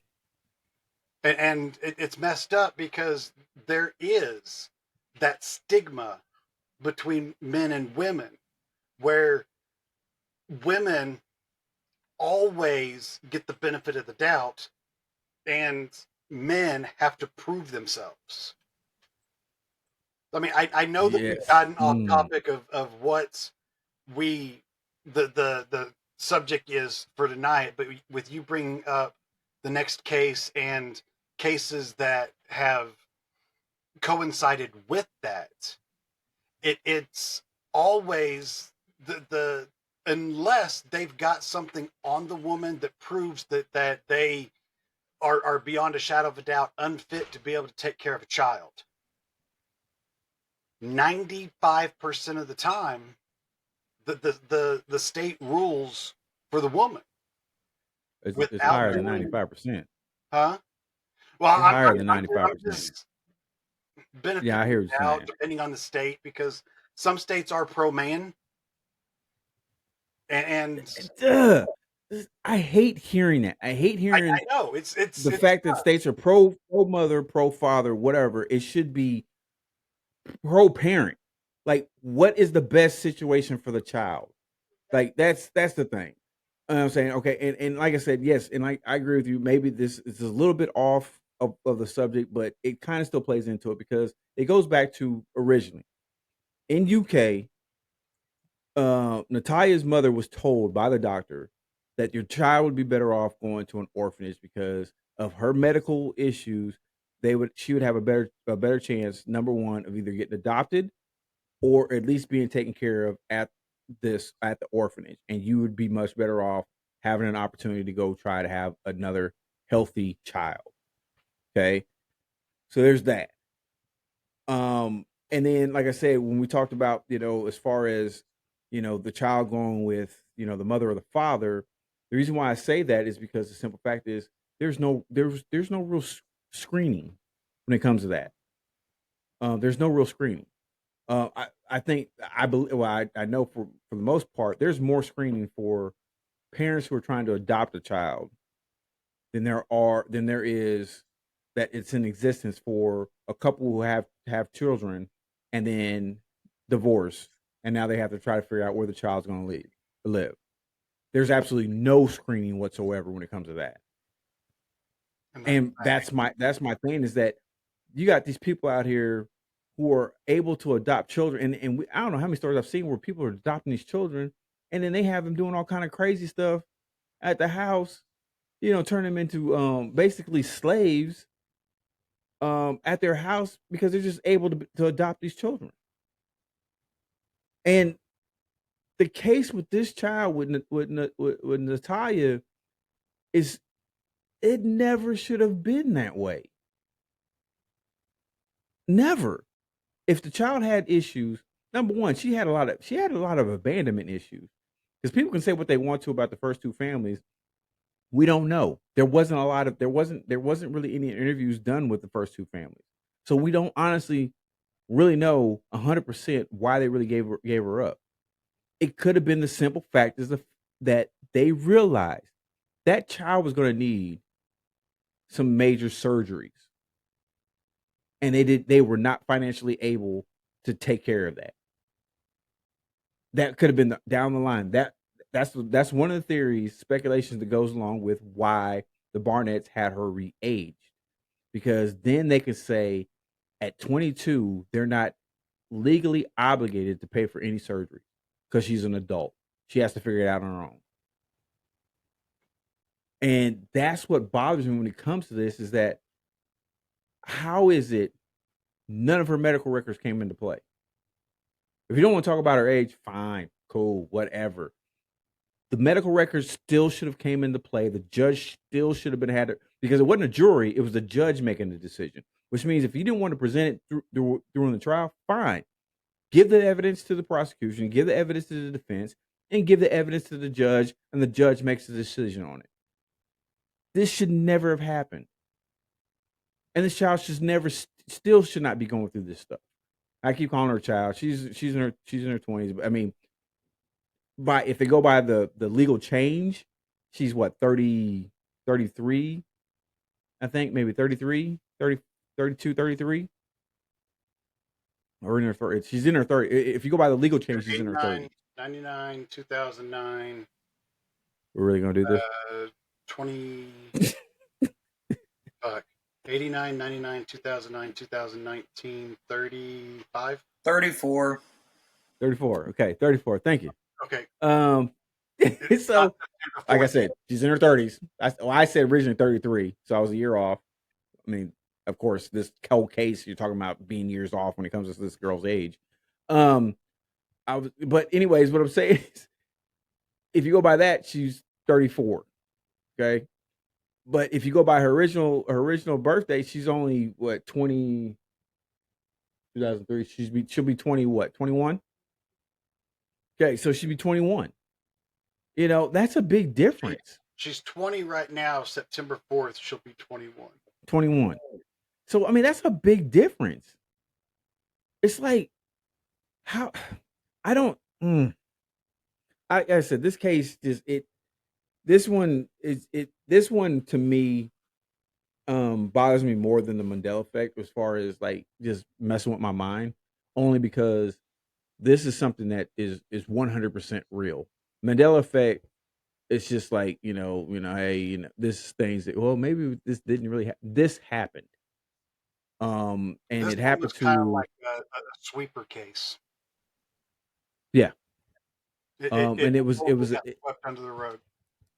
Yeah, because I mean, I don't remember hearing anything about it until I think I might have been surfing the net, seen something about it, and then I was watching ID one day, and it came up, and I was like, oh, that's that one case I saw on YouTube, and then I ended up watching it that day, and I was like, wow, that's crazy. And then, like I said, we started doing the podcast, and then it came up again, and then I revisited it, and I was like, man, this is really messed up.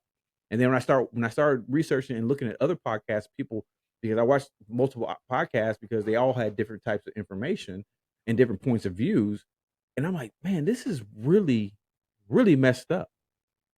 And the thing is, what's sad about it, the thing that makes me the most sad about it is, this is just a drop in an ocean of issues of this type of issues, because this one's dealing with adoption. But what about those that are actually born to these parents that are doing the exact same thing? And that's that to me, that's what really bothers me. That here's what we're gonna do. We're gonna take another quick um yeah, we're gonna take another quick commercial break. When we come back, we're gonna wrap this up and close out this episode of the Birdman Show. So we'll be right back after these messages. Stay tuned with the Birdman Show.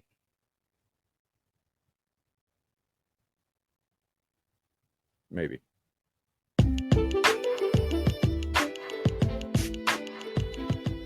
Hey, it's the Birdman here from the Birdman Show. And I have a quick question for you. Are you like me and don't know what to do once the college and NBA basketball seasons are over and you still want to watch basketball?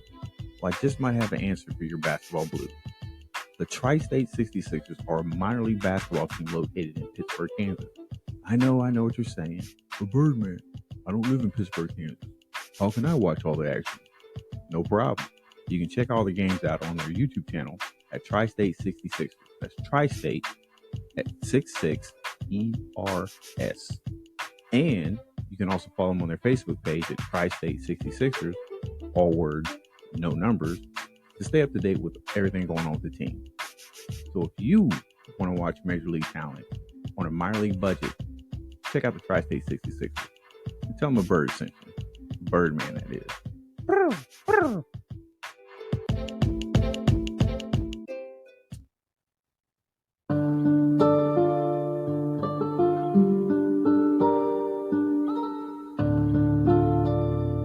Hey everybody, how you doing? It's the Birdman, and we're back with the Birdman Show. Do it with me one time.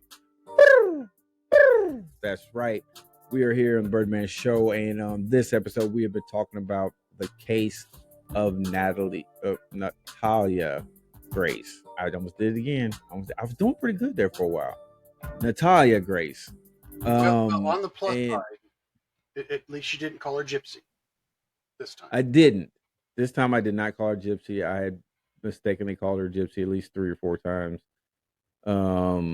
Because my head was still spinning around watching the act on Hulu. So I apologize. But we've been talking about this case with Natalia Grace, the craziness behind it. We got a little bit and see that's the thing about a case like this. A case like this will have you in your feels, and it'll start making you think about and get upset about, other things that may not necessarily line up with what you're talking about, but in your heart it lines up with it because of how you feel about it. And I think that's what happened with us at the end of the last segment. Like, I apologize for going off the way I did, but there's so many things wrong with so many different systems that we have in place here in the United States. And I'm just going to talk about the United States. People say, well, the world's messed up. I don't care about the rest of the world. I don't live in the rest of the world. I live in the United States.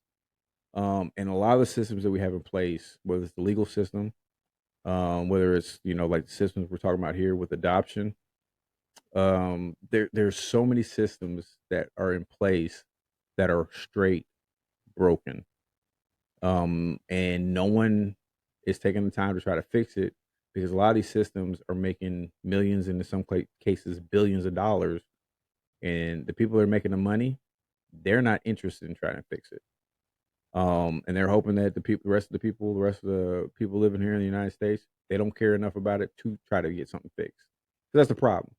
Unless it affects you directly, you don't think about it. You don't care about it. It's not something that's in the forefront of your mind. So why would you want to try to fix something? So to me, like I said, that's kind of what would happen with this last segment there towards the end. So I do apologize. Hey, look, at the same time, it's the Birdman Show, and you'll find that out even when we do the recap, or even if you join Ace on his trivia nights or any other nights that he's doing a live stream on TikTok. Nothing is off subject, and nothing's off topic, really. It's never scripted, and you never know what direction it's going to go. No, you never know. You absolutely never know. Okay, so What, Big Sam? I'm gonna start with you. Okay, as you think about the things that we talked about with this case, um, and factor in how you may feel about this case. I'm put this towards both of you, but we're gonna start with Big Sam. Factor in how you feel about this case, um, and then everything we've learned with your own research or with things that each of us have brought to the table with this topic. what are what's your stance, and how do you truly feel about everything that happened with Natalia, um, and how the Barnetts were and their role in this situation?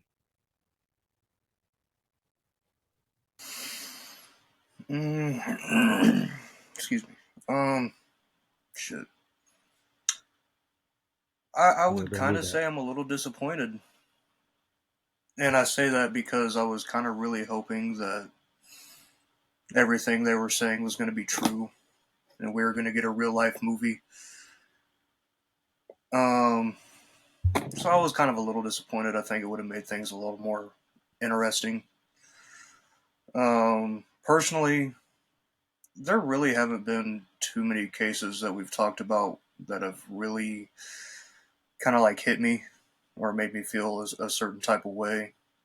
This is kind of one of them. I don't really necessarily feel a certain way towards her or the Barnetts or the justice system or whatever.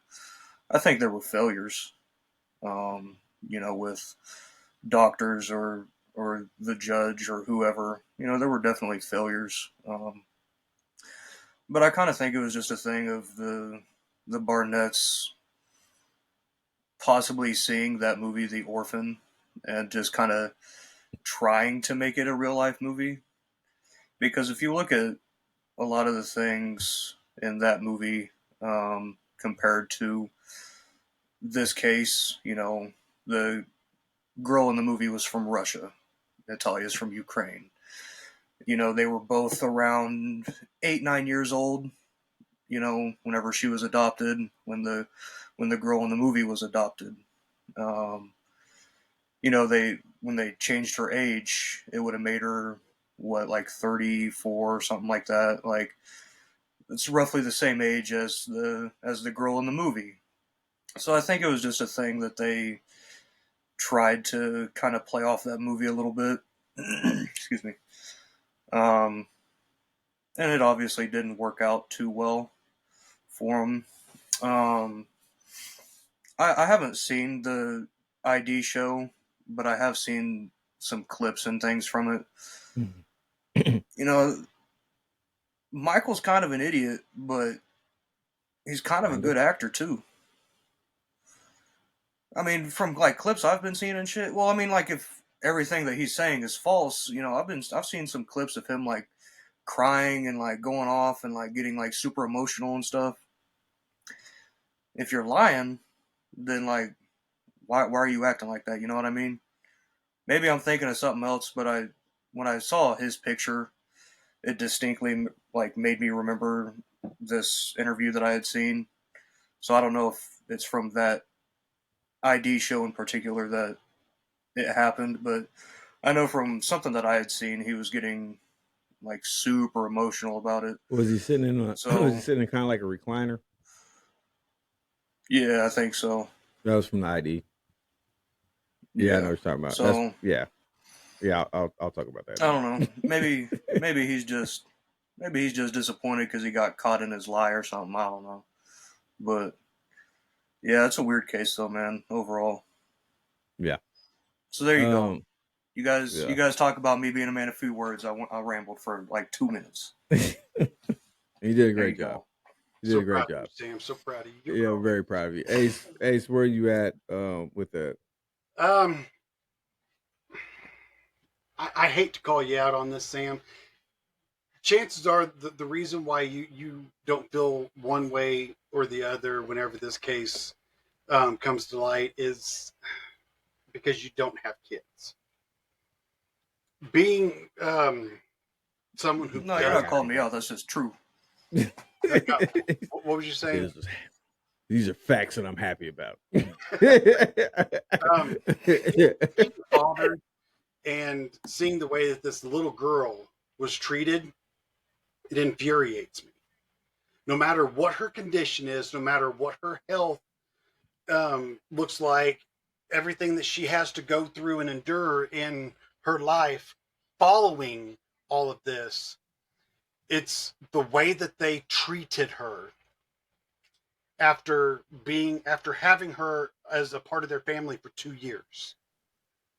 Just completely turning their back on her, leaving her to fend for herself at the age of 9. That it infuriates me that they got charged with nothing. They got off scot-free for abandoning a child. And the sad part of it is, it happens so often in this world. You just don't recognize it because it's not a dwarf from Ukraine. I mean, it gets brought up, but it doesn't make national news. And it's sad that something like this happens every day, and it's not brought up publicly as much as what it probably should be. So I actually said all that without cursing. I was waiting. Here's my take on it. I'm right there with both of you. On the points you brought up.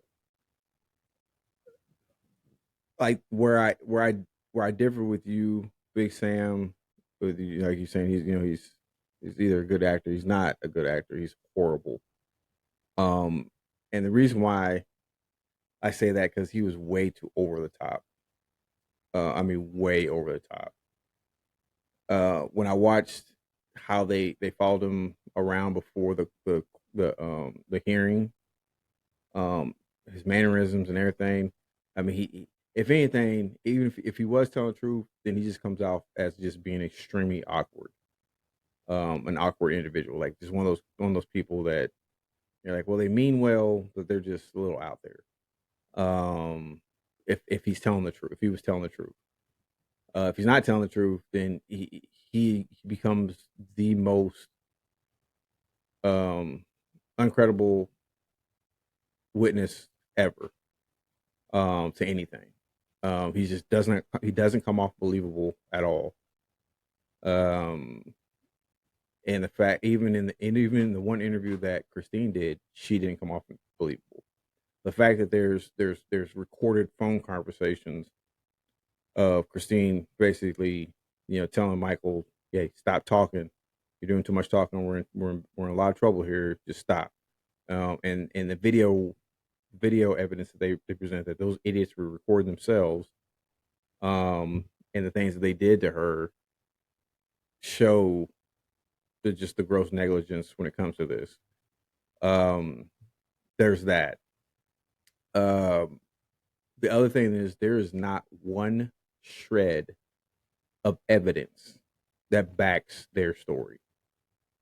The only thing they have is the fact that they got her age legally changed by one doctor.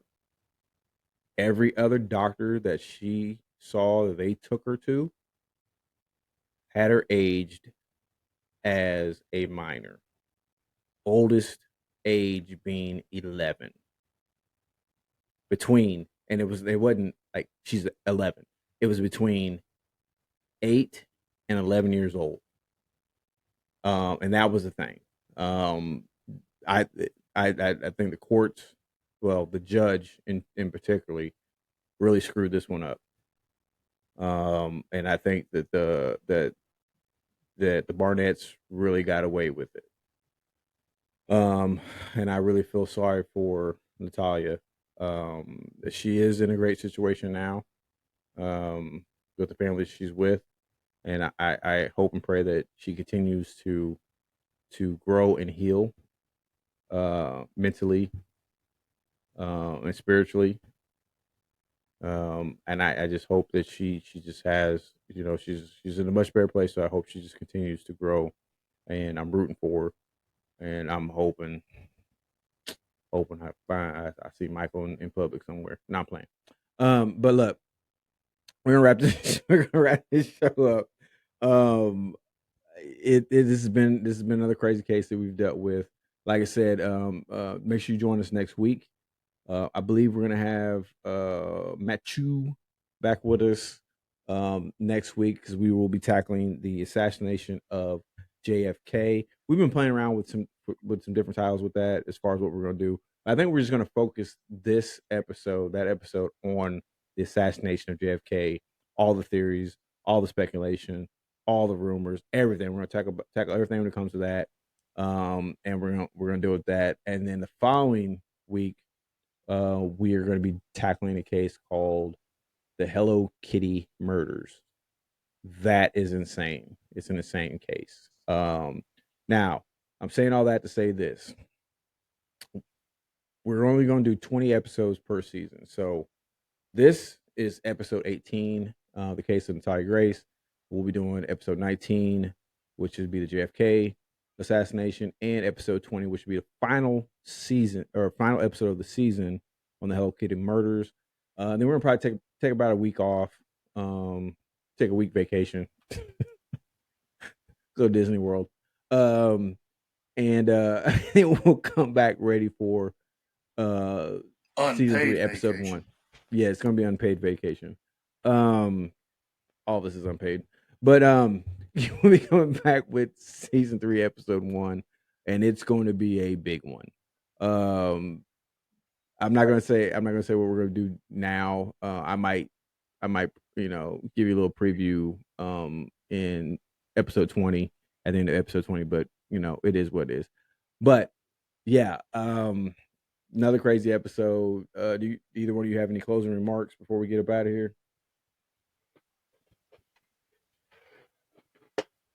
Shit, I forgot. I muted.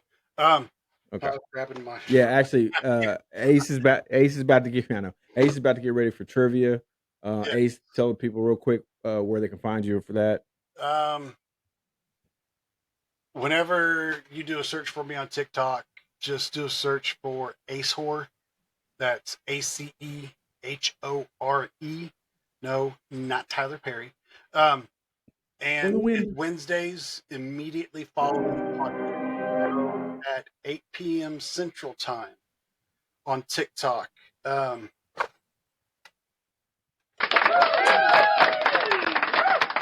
be on TikTok. It's on TikTok, and then of course Thursdays. Apparently tomorrow is going to be up in the air on what time we start. My sister We'll and probably start at the same time, regardless if I go or not. I could do the recap anywhere, so it's not that big a deal. Okay, so 6:00 p.m. Central tomorrow, right? Yes. I'm Okay. sorry. I got a notification. Okay. For the recap, but yeah, if you are into trivia, come see us. ACEHORE, Wednesdays, 8 p.m. Central, immediately following the podcast. It's a good time. Yes, that is correct. Definitely, if you're on TikTok, drop by. It's fun. Like I said, I usually get on there after we get done with the podcast. We have a great time. It's fun. And like Ace said, Thursdays we do the Birdman Show recap on my TikTok profile, which is at Birdman Show. Like I said, once again, if you want to become part of the live studio audience and join us live while we record our episodes, you can go to riverside.fm/studio/Birdman's-studio. You can always catch all of our past episodes of the Birdman Show on our YouTube channel by just going to YouTube and typing in Birdman Show Podcast 9643. Look, hey, I almost forgot. The audio version of the Birdman Show, you can catch us on Spotify by just going in and typing in Birdman Podcast. I almost did it again. The Birdman Podcast, not the Birdman Show. It's the old one. Just haven't taken down. Birdman Podcast. Like I said, hey, I want to thank everybody who joined us from the live studio audience. Definitely always want to thank my co-host, Sam and Ace. Also want to send a special thank you to Becca, who was the one who gave us this topic. What? Becky. I'm sorry, Becky. I'm sorry, Becca is Becca. her Facebook name, but it's Becky. Oh, okay, so it's Becky. Okay, pick a freaking name so that way I know which one to call you.